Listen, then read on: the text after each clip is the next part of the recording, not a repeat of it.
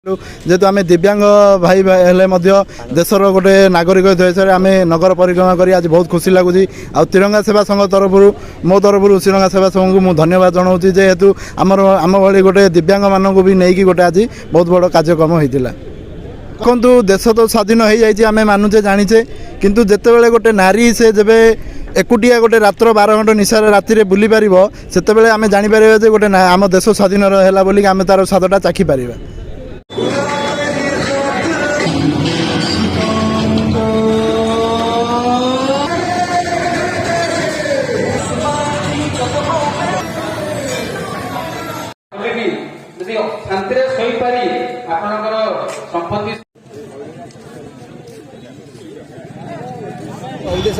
नहीं आमर उद्देश्य हूँ लोक मेसेज दवा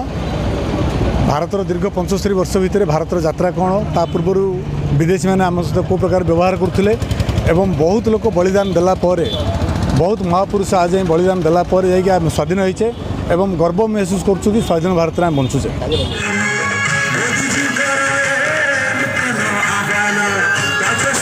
मोदी जी जो आह्वान